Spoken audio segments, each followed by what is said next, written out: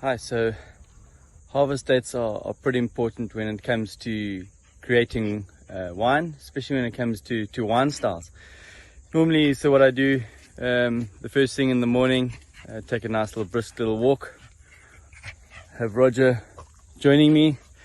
But in the morning it's just really keeping up to date with how the vineyards are developing, how they're changing, how the weather's affecting the ripening, because it's quite important. This morning we're walking through the Chardonnay vineyard. So as we know, Chardonnay vineyard can be used for various wine styles, and really picking date is what's going to change this. So I'm going to just stop at a little bunch here. You can see this is quite an early bunch, still nice and grass green, still quite hard, so we're still a good little way away from harvest. So the difference is we can make two different styles, or what we do at Waterford, we make two different styles at Waterford. And we use Chardonnay grapes for both styles. So for MCC, we pick Chardonnay, but what you want to do is really look after the fruit. So if you look at a lot of these bunches as I walk down, a lot of them will be shaded. We don't want to get any sun exposed bunches really, because that's when you're going to get yellowing of the skin. And then you're starting to get really ripe fruit flavors, and you're also going to lose a bit of acidity.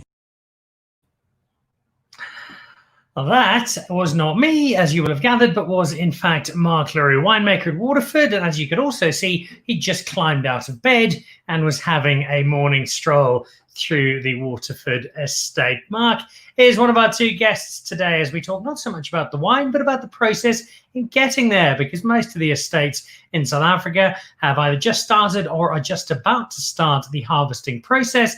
And it's one that I'm very interested in, but don't actually know an awful lot about.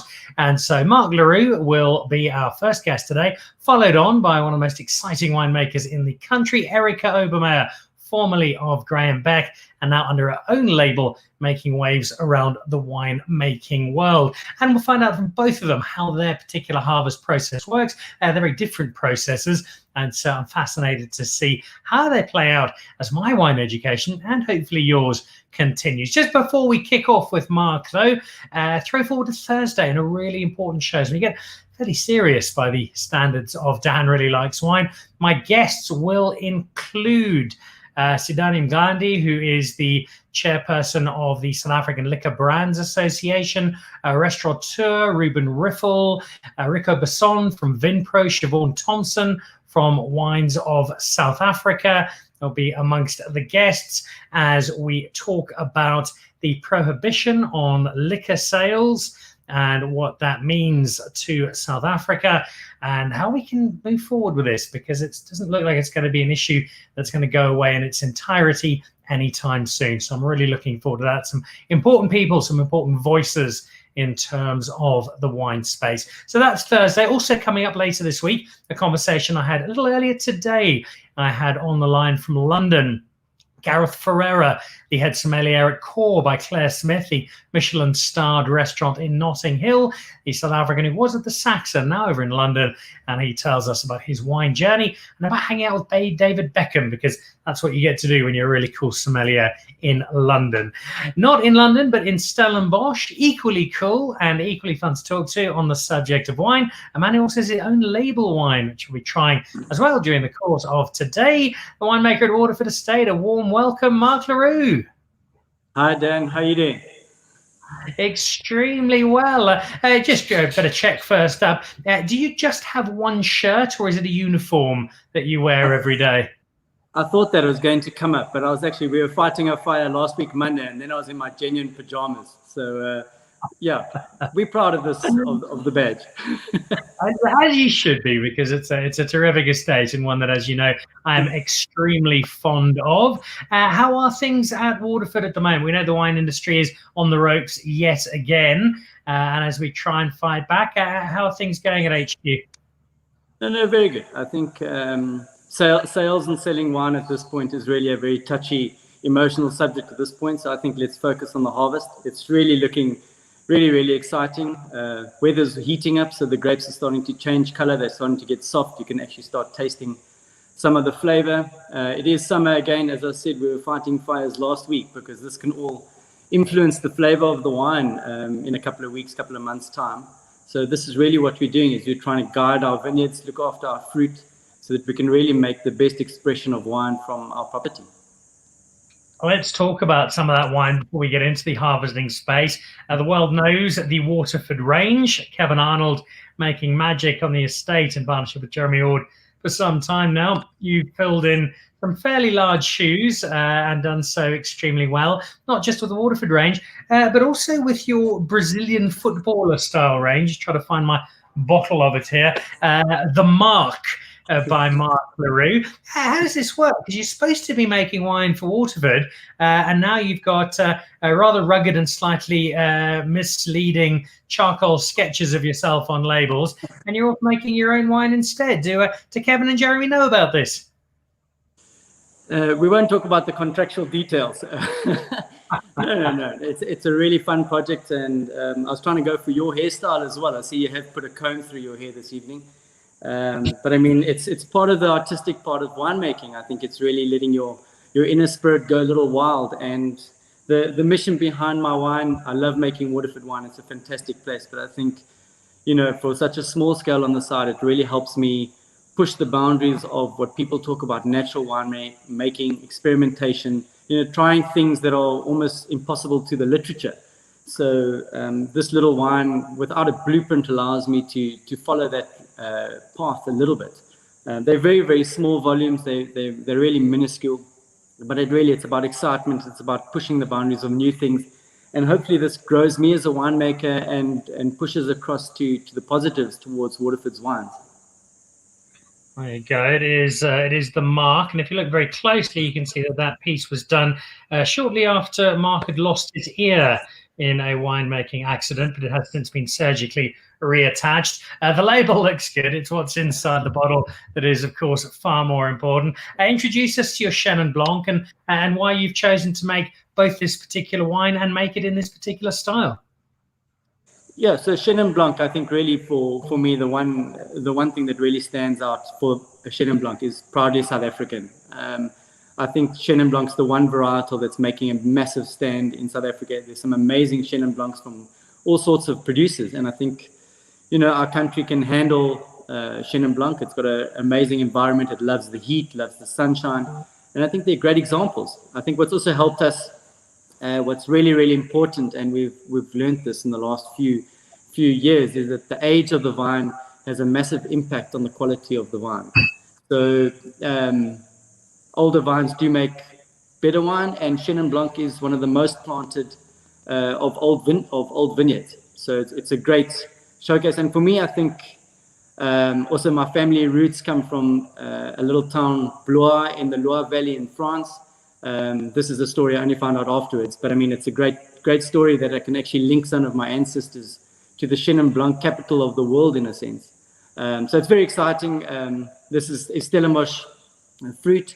I think Chenin is one of those varietals that you can make as natural as possible. It does its own, and it's got its own character, and it's got a flavor that I think we can appeal to that's very unique in South Africa. So for me, it's very exciting to create the Mark Chenin, but as well at Waterford, we're making a fantastic one from vineyards that I wish I can get my hands on, that were planted in 1966. I think the Le Roux ancestors in the Loire would be very proud with what you have come up with here. 2017 Young Winemaker of the Year, the Mark le Roux range at Mark le Roux Wines.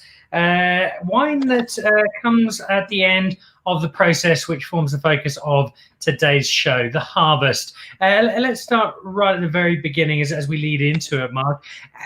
I know you said to me just before we went live that you were coming up to harvest and you were working out when it started. How does that process work? How do you know what tells you, right, it's now the right time to start, the right time to go? And how specific is that? Is it to the hour, to the day, to the week? How closely do you have to monitor that start? Dan, that's a very big question to answer.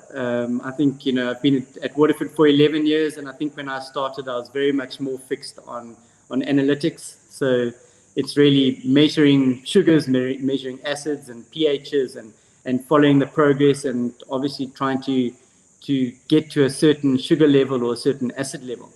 I think for me, and I sort of found this market about 8 years on, it's really trying to take a holistic approach and really trying to consider all factors. We're dealing with nature, with the environment, and you never quite know what tomorrow is going to be, but you've only got a prediction.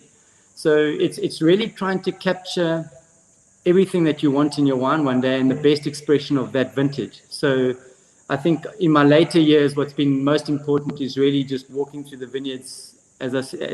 My video very stretched out. I was obviously still half asleep. But I mean, walking every day and just getting a gut feel of how the vineyard has changed from yesterday to today, and always making sure that your vineyard is still happy and growing. You know, as soon as you start seeing a sign of deterioration in the vineyard from the leaf color, from the feel, you know, then you're starting to get an indication of, listening, the fruit's not going to get any better. This is what the vintage is offering. There is a certain sense of style as well. Like I explained in the Chardonnay, if you're picking it earlier, you want the more neutral fruit, but you want the great acidity. So there's that to consider as well. But I mean, it's so tricky. I think at Waterford, we take sugar and acid readings, and that's about as far as it goes. The rest is really human nature and taste. You know, walk through the block, get to know where the weak sections are. And it's about tasting, because at the end of the day, you're drinking wine, you're tasting wine, you're not really analyzing it. So if the grape is not going to taste good, the wine's not going to sip good either. So at what point does tasting the grapes start to give you a feel for not just the general quality of the vintage, but where you might be going with some of your wines, and getting an understanding of the kind of style you can look forward to, or what's going to make up the component of a particular blend? How much do the grapes give away to you, and how early does that start happening? Yeah, you can get a fair amount from the grapes. I think the red wines are probably the easiest to explain, because you're getting a lot of your color and your tannin from the skin. So when you walk in the vineyard, you can very easily break them open, sort of visually try and remember from the previous vintage how thick the skin is. Is it slightly thicker?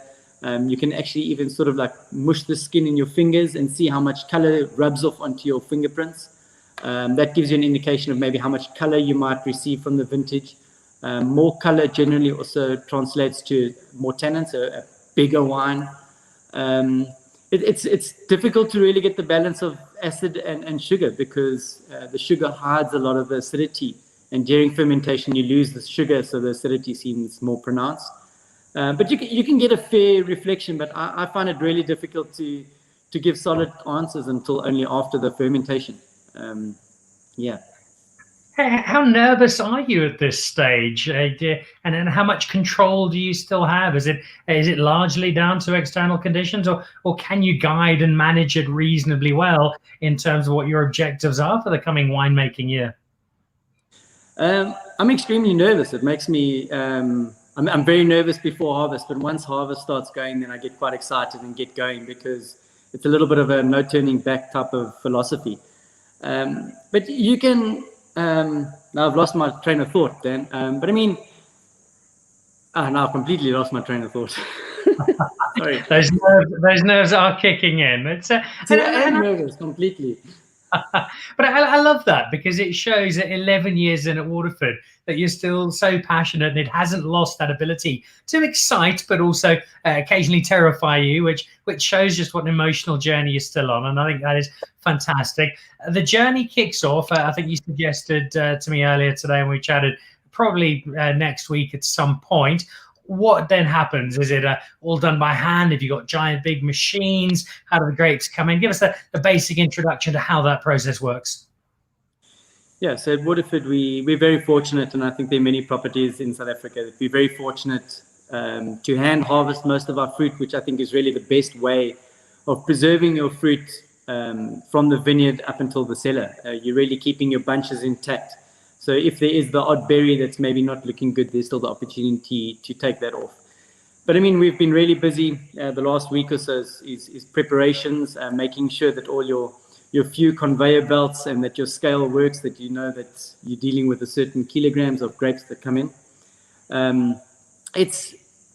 So really, really excited. It's nerve-wracking, and I'm getting nervous just chatting to you about it, that you're telling me harvest is going to probably start next week. So it's busy. The grapes that then come in, you've got them all in. How soon does the winemaking process start? Have you got a week off to put your feet up, or is it straight into it? Yeah, so no, we're going to start straight in. I think once it starts, then it's 7 days a week for the next 3 months. It's really getting, I think, the wine from the grape point right up until a finished wine. And then a lot of the panic stage of looking after your wine is over. So the grapes would come in hand harvested for, I think if I just talk about the bubbly, we'll probably bring that in next week, hand harvested. We'd directly load those whole bunches into the press. And then basically a membrane on the side of the barrel would squeeze the grapes against the strainers, and that's how we'd remove the juice. Because basically with bubbly, you really want it as delicate as possible, whereas a lot of your more sort of more grippy, more bitter flavors are in your skin, and you don't want that in your bubbles. And then we get the juice, and this is still a very delicate process. So it's completely continuous. From the juice, we need to let it settle overnight. So we just get slightly cleaner juice. We don't want to be fermenting any seeds or slight skins that slip through. And then fermentation takes place. And then we monitor it for the next sort of 15 to 20 days. But I mean, during this point, you're also starting to bring in Chardonnay the next day. So it starts getting really busy, and you have to keep your wits about you at which stage every batch has come in at. Hand harvesting it, running it yourself, obviously. How many people are involved in this process? I would really like to have a competition, actually, because I think we have some of the quickest pickers in the country. We're only about 25 strong who are hand picking all our grapes for us. And it's actually quite a spectacle to watch. It's literally the excitement, the buzz, running and just like crates of grapes being handed over to be placed into the bins while they're picking. And that first sound early in the morning, we normally pick at about 6 o'clock in the morning, and it's almost like dead silence for the first 10 minutes, and all you hear is just scissors picking off all the bunches of grapes. And it's actually quite an intense emotional moment to listen to that, like scissor clipping of all the bunches coming off. And this is the start of what we've been doing for the last 7 months, looking after these grapes. This is what it's come to, is the actual physical picking of the bunch. So it's quite impressive to watch. Are you out in the fields? Are you directing traffic from your phone? What is the Mark le Roux role over the course of the harvest? No, you need a second man. So I've got a great friend working in the vineyards, David. He was actually my best man at my wedding. So we really understand each other, and it's such a connection that I think we're so fortunate to have, because it brings so many positivity. It brings so much benefit to the wines, and we have a great connection. We're normally brewing the previous night, or we're having dinner together the previous night. So we're talking about how things are going to roll the next morning. But I mean, I normally just do a 5-minute pop round to feel that emotional scissor cutting of the grapes, and then I'm back down to the cellar and waiting for those grapes to arrive and getting preparation done so that when those grapes arrive, nothing's hanging around. We're actually getting the process going as quickly as possible.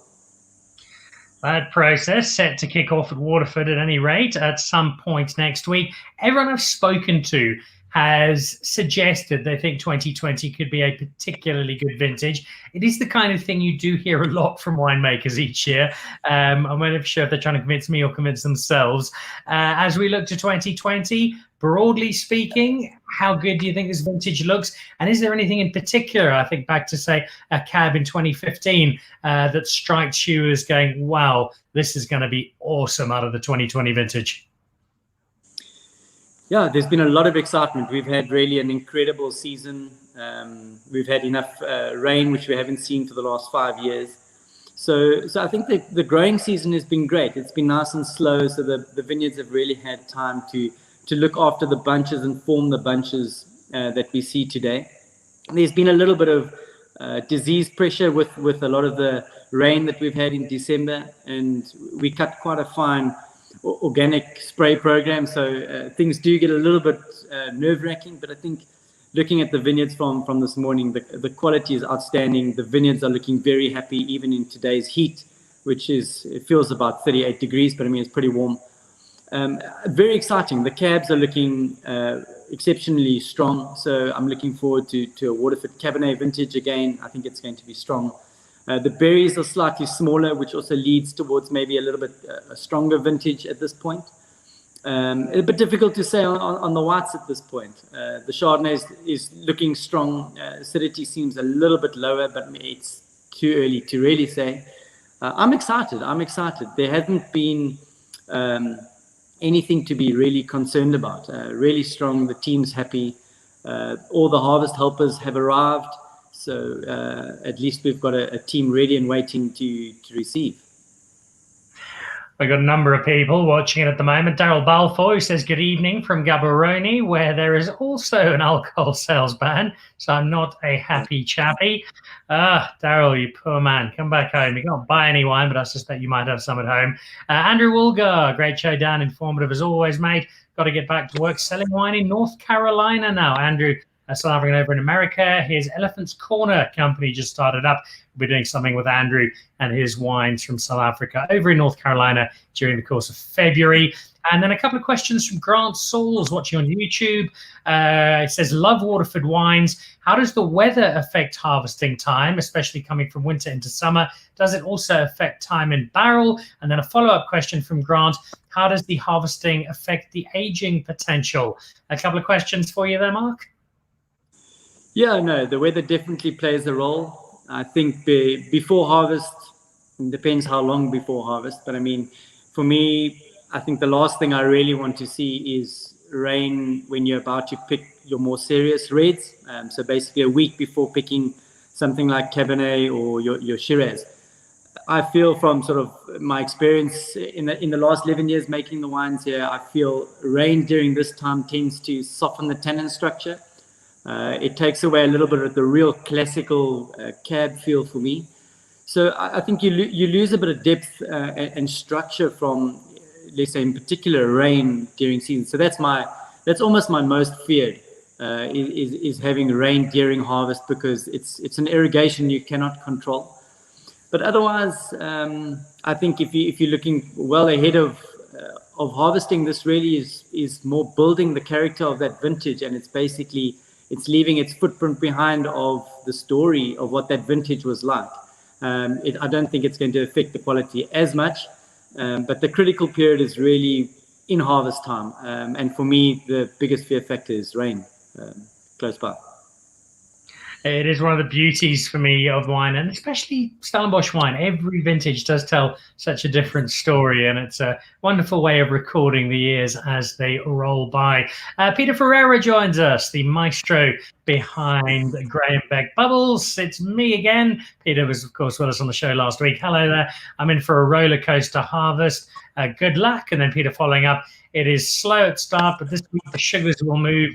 Be ready. I don't know if you know this, Mark, but Peter, who's famous for madcap ideas, has decided he's night harvesting this year. Is that something you've ever considered? Actually, no. We think about it. I think of all the investment on the headlights, but I mean, for me, night harvesting is great when you've really got a serious amount of tonnage to take off. I don't think Peter is sitting with the world's fastest harvest picking team, like we are. So we're pretty lucky. We can start at 6 and we're done by 8:30. But no, to be serious, I think, we're quite lucky being at the coast. We get quite a nice cooling effect at night. And for me to take most advantage of this is really to try and extend the night as long as possible and actually not pick too early. So for me, the grapes are at its coldest at about 6, 7 o'clock in the morning. So for me, if we start picking at 2 o'clock, I would have to come into work earlier, but I mean, I don't think the grapes are going to be at its optimal coolness. He's just lazy, Peter, that's all.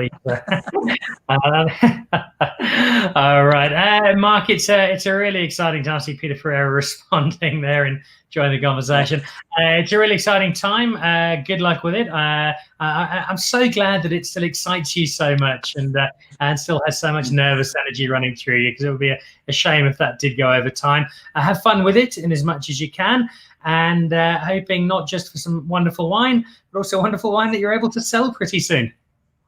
Yeah, no, we're really holding thumbs for that date. There've been a couple of letters, so we're really hoping.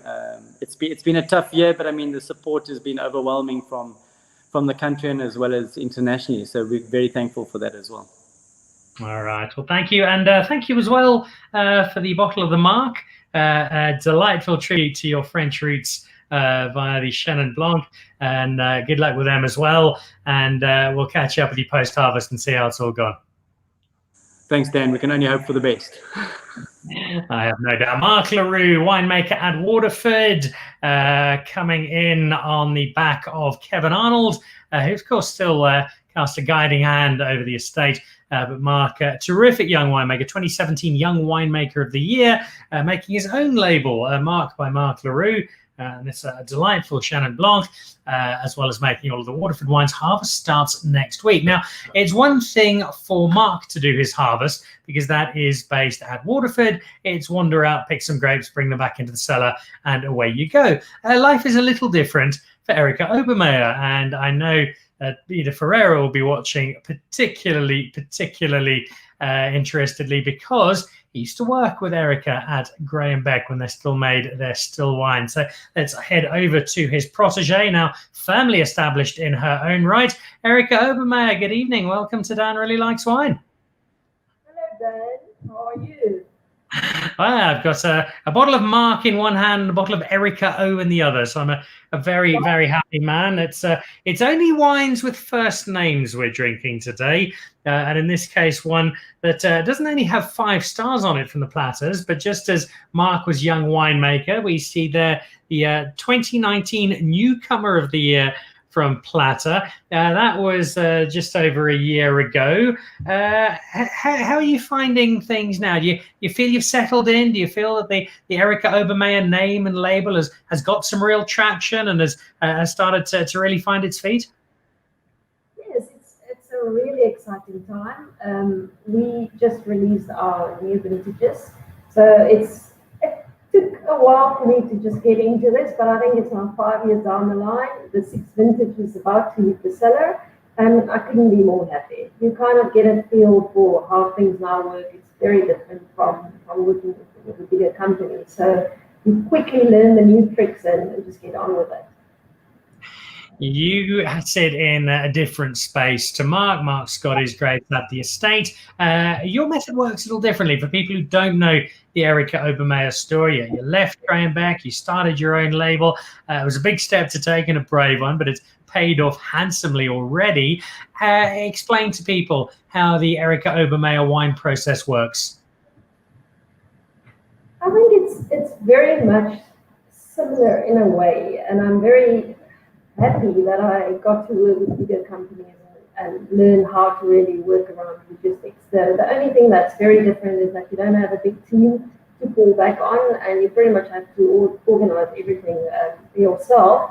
But winemaking is a huge team effort, from the farmers to pickers, and it's incredibly heartwarming to work with these producers. And I think what I find more interesting in working with my own brand now is that I really form kind of this business extension from the farmers to be able to work with their fruit, to bring it into the cellar. They basically become the team member of the Erika brand. So it's really a lovely experience, and something that I never want to change and go back to bigger corporations. So it's a little different, but also very much the same. I remember when we had you on the show the last time, you were talking about how many of the still wines, which Graham Beck no longer makes, inspired the wines that you make now. And there were certain areas that you went to find the grapes that would then make up those wines. How does the process of finding those grapes work? And then what is your role in the harvest, if you have any at all? So it's been a really good learning curve also. I started out producing most of my wines from vineyards that I worked with while being at Graham Beck, and that was kind of the introduction, my safe place, the place that I really knew how to handle these vineyards, because I think it's the most intimate relationship between the winemaker and the vineyard. The vineyard is probably the best communicator in nature. it really tells you where it wants to go, and I think it's up to the winemaker to know that vineyard and that site so well that they can actually get the best potential wine from it.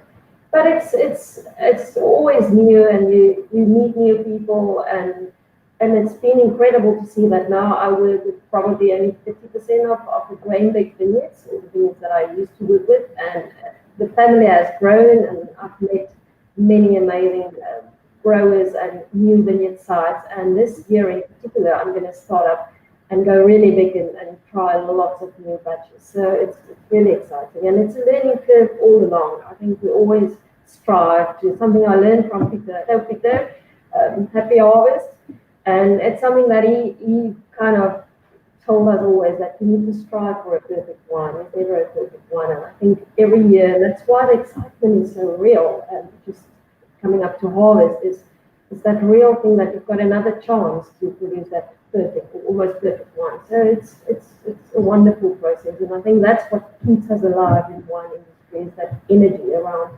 working with us and living with us. It might not be perfect wine you make, but it's pretty close to it. And I know Peter Ferreira will agree. In fact, he's watching avidly. Hello, Erika, says Peter, and then confirms what we already know.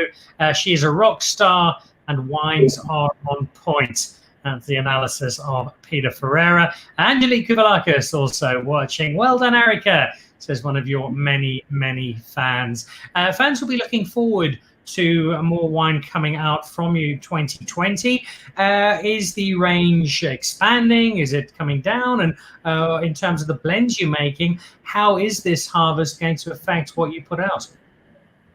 Yeah, we just released the Syrah single vineyard bottling, and it was something that wasn't really planned. And at first I thought, like, you cannot just extend the range too quickly. I think coming from a bigger corporation, and the energy also to produce new wines as a winemaker, we just want to add every year. So I kind of had to just slow myself down and say, let's focus. I think for a very young brand, it's very important to focus and really establish yourself as for what you stand for. So we already had 5 wines in the range, but we added the Syrah, which is easy because we already work with Syrah for the blend. But I'm tempted, and this year I'm going to try to make a Chenin. So I've signed up for great Chenin, and that's always kind of been my ideal portfolio, is to add a Chenin. So this is coming, obviously only going to be available in the next 2-3 years from now, but very excited to start with Chenin. It's just a gorgeous grape to work with in the cake, so very excited about that. I think of the story of Peter Walser at Blank Bottle. I think he made 87 different wines last year. The man is certifiably mad, but it does speak to one of the challenges when you're bringing in your grapes, rather than this is my estate and this is what I'm focusing on, is you can make anything you want. And so you've got to draw a line somewhere, I suppose, in terms of this is my capacity and this is what I'm able to make. How difficult is it sometimes to make those decisions? Go, actually, you know, I'm not going to do that, or I'm going to skip that, as much fun as it looks like it might be. I think it's the fun part of it is the excitement around experimental wines. But when you've got your own label, you realize pretty soon that you need to pay for every ton that you bring in, and eventually you only can get your revenue back if you sell it as a wine. So unfortunately, there's no bigger blends that this can just disappear into. So it's very important to also look at, can I actually sell fruit from vineyard to bottle? And if the answer is no, then don't do it. But I think it's also important to grow as a winemaker, to keep yourself alive and work with all these amazing vineyards. And sometimes it's easier to differentiate and rather work with different Sauvignon vineyards if you've got already Sauvignon Blanc bottling coming up. Then it's a little bit easier to extend the range that way. But yeah, it comes down to, can you sell it? And it's really tough. That's the tough part of a very small, your own brand, is that every single liter needs to count, and there's no barrel that can just disappear into a thing. So it's a financial question of, does it really make sense to bring in that food? Mark le Roux a little earlier on the show admitted to being full of nerves as harvest approaches. What's your state at the moment? Lots of excitement, or also a little on the worried side? I think I kind of 5 years down the line, it's a little different when you do your own thing. Like, you know that you don't have that big logistic team. I don't have lots of seller staff to really care for. It's me and one worker. So kind of you adapt a lot quicker. You're out there, you need to be on it all the time. So I only feel excitement. It's the best time of the year. The excitement when you walk in the vineyards early morning. And I get to do everything because I visit the vineyard, we pick, and then we go to the cellar. I'm not also so busy in terms of an everyday pick. So I can kind of, unless they decide to all ripen at the same time, I kind of get like 2-3 hectic weeks, but it's a lot more calm than working for a bigger corporation where there's everyday 24-hour kind of pickings and processes in the cellar going around. So it's much more chaos in your own world because there's no just logistic team that will take on from you and you just phone and you need to have really good relationships with the farmers because they are in effect part of your team. So I find it a lot more exciting. And the welfare of the farmers is something that's been discussed a lot in the wine industry over the last little while, given that current ban. Give us a sense from your perspective of how much pressure our farmers are under, the guys who are supplying grapes under contract year by year with an industry that now is completely oversupplied with wine from last year and the bans that we've had, and in a lot of cases now not able to take the grapes that they might normally look for. Yes, it's really sad to see what our industry is going through.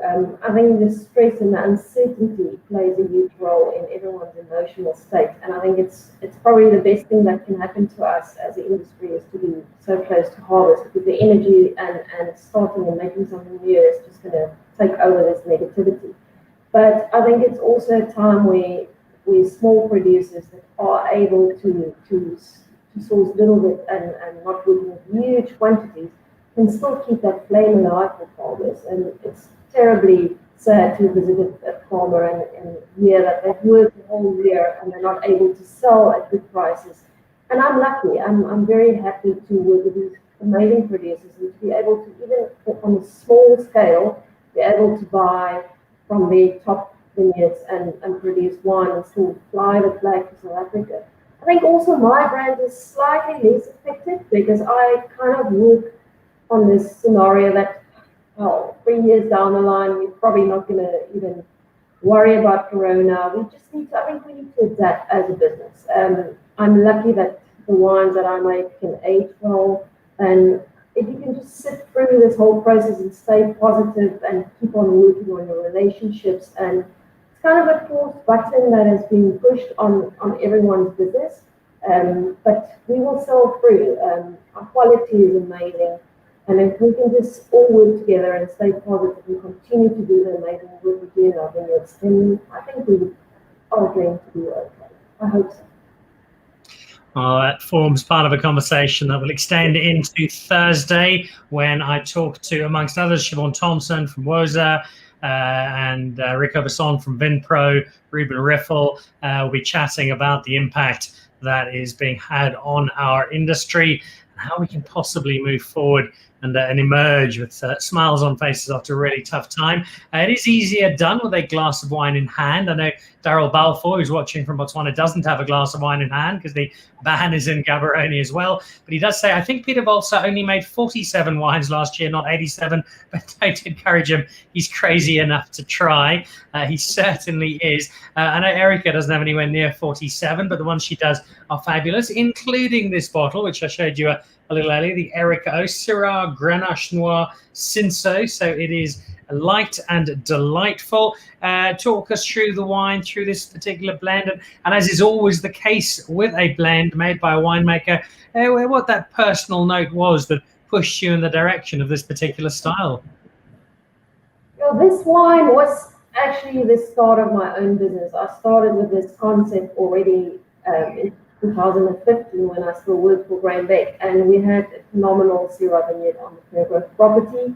It used to go into the Joshua, and it was a beautiful wine. But I always found this wine to age quite quickly, and I kind of felt sad to lose that perfume side of Syrah. So this idea to create this wine really started because I wanted to show something different in my own brand. I wanted to showcase Stellenbosch on a different level and try and make a Syrah that's not really Stellenbosch Cabernet Sauvignon. So this wine is all about the perfume. I want people to feel like they just can taste and smell that perfume that's the Syrah grape offer. And then I got to this point where I felt that by adding something, it's going to even enhance those Syrah, beautiful Syrah notes. So the coolness of the Fairgrove being so close to the false bay rim, it just really brings that on average 5 degrees lower than Midtown Stellenbosch. So you really see cool climate Syrah, lots of berry fruit and lovely blueberries, some pepper notes. And the Grenache kind of just, it brings it even more to the fore. It turns down on the Syrah tannin structure, but it adds that grainy tannin and floralness to the wine. And then Cinza is just amazing to work with. It's so suited to our terroir. Incredible old vines, and they kind of like the makeup. They add that red lipstick to the wine, only a small dash of Cinza, and it brings acidity to the wine, it brings freshness to the wine, and it also gives the wine that amazing aging ability. So it's a blend that I'm really proud of. I think it showcases Stellenbosch in a slightly more elegant way, and I think it's kind of the trend that the wine world is moving towards, that we want to drink our reds not so heavily extracted anymore, not too much oaking. And because this wine is so floral, it doesn't need that much oak. And it's a brilliant wine to in summer because you can chill it. So it's my favorite. I love it.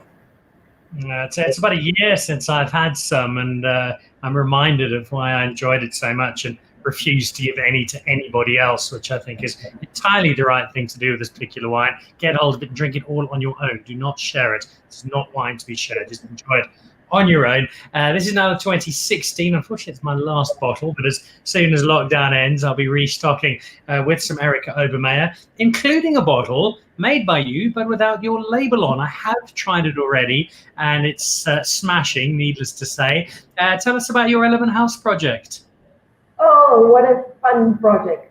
Manny is just, everyone at Element House, they're just amazing people, and it's the greatest fun bunch to work with. So I tasted with Manny in 2018 when I just released my wines, and it was this particular wine that got Manny's nod, and he loved it. So he approached me and said, what would you do if somebody approaches you and say they need to label the whole batch for themselves? And I refused. I said, by no ways. I just put this label on it and I'm going to sell it.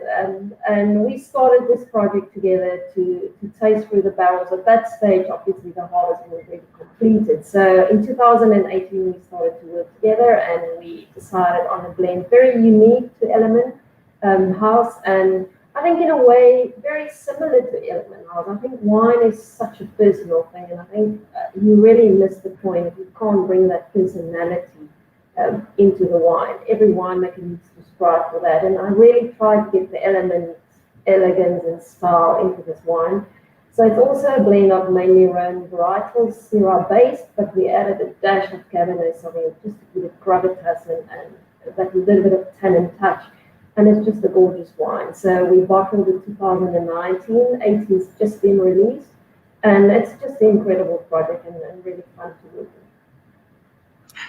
It's one to really try and get hold of if you can. I don't think much was made, but it'll cost you probably cost you about 30,000 rand a bottle, because you'll need to spend a night at Element House to be able to get hold of some. Another one to look out for. We've got so much lined up once lockdown is over, and drinking that with Manny and the Element House team is top of that particular list. Before we let you go, because I know your managing director is out on the braai. It's Monday and it's his third braai of the week. So before you get out there, just get back to the harvesting to wrap up. When do you start your wine production? When do the first of your grapes arrive? And what do the next few weeks, next month look like for you? Well, the next the next month is going to be quite busy. It's just to get the cellars. I'm still using crush facilities. It's not my own cellar, so it's slightly more difficult to get everything together. I think the most important part is to make sure that the barrels arrive on time. If you don't order them in time, Cape Town's always windbound when they have to dock. So the barrels has been ordered, and now it's just most importantly to get to know these vineyards. I think it's, as I said, nature really communicates beautifully, and you need to be there and just see how the vineyards are looking. And I think after what it's going to be my 23rd vintage now, you have a really good feel for the vineyards. And I don't really look at the analysis. I taste through the vineyards, and it's just to sum up what the vintage might give you, and then be in touch enough with the vineyards. It really is the best place to be, and where the wine gets made. So to spend a lot of time in the vineyards, and then Albert Grease in the cellar. And that's the fun part of doing your own brand, is that it's really hands-on, and it's just a wonderful time in the cellar. To be able to create something that you have to live for another 20 years with this is just a huge responsibility, but a huge privilege, and I enjoy it extremely. Are you able to say, as we prepare to budget money for the wine we can buy once the sales resume, can you tell us what you're most excited about from your 2020 harvest? Do you have an idea yet? 2020 is still all in barrel, so I would say it's been a really fruity. The wines are showing incredible purity of fruit, and that's the style of the Erika wines, is to capture that fruitiness and that purity. The Cabernet Sauvignon, I think, would be taking that token of the best. It's difficult to say. I love them all, but I think it was a particularly good Cabernet Sauvignon vintage.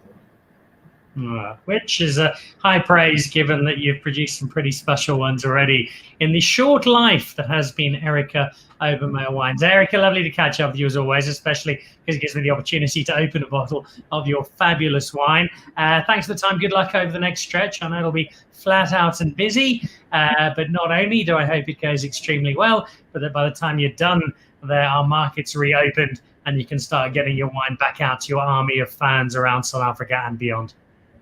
Thanks, Dan. Always a pleasure to chat to you.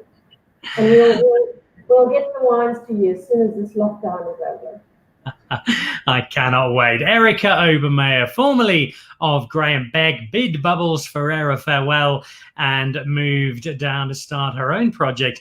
And gee, hasn't it done well? Erika Obermeyer Wines, Newcomer of the Year, the 2019 Platter Awards, and just going from strength to strength. Making terrific South African wine, and South African wine is something that you need to support if you're a lover of wine.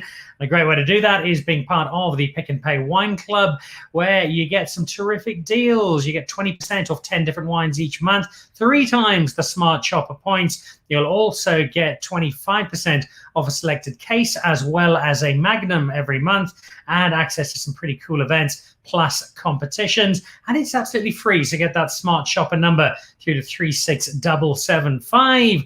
And you'll be a member, and voila, you also get free delivery on 6 bottles or more. So it really is a no-brainer. Also a no-brainer to tune in on Thursday if, like me, you're greatly concerned about our wine industry as part of the greater alcohol industry that is very firmly on the ropes at the moment, and heartbreakingly so. Melu Lambert, I think I mentioned this last week, Melu Lambert wrote a terrific piece on the Wines of South Africa website talking about the broader impact of the wine industry on livelihoods, highlighting organizations like the Pebbles Project, which is funded by wine estates in the Hamlanada Valley and which does so much to help with child education in that particular area. And that is one of many, many examples. So the conversation we're having on Thursday will be around the alcohol ban, the impact it is having on the wine industry, and how we can possibly get through it, come out the other side, ensure that we are in a healthier wine consuming environment, and that the industry can somehow try and get back on its feet. As part of that conversation, we will be speaking to a number of people, amongst them Siobhan Thompson, the CEO of Wines of South Africa, and Rico Besson, the head of Vinpro, representing all of the winemakers. So an important conversation, might be a little heavier than our usual content, but a very, very important one to have. Also this week, slightly lighter note, chatting to Gareth Ferreira, the South African at the helm of Core Restaurant. He's their head sommelier. That's in Notting Hill in London, the Michelin-starred restaurant. A South African doing a terrific job abroad.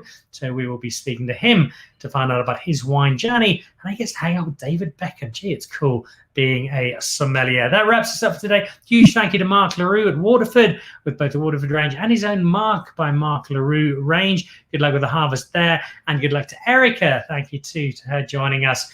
And throw forward as well to next Monday, where Jim Clark from Wines of South Africa and America talks to us about the wine market in the States, as we try and find different corners of the world to get our wine to, because we can't get it here.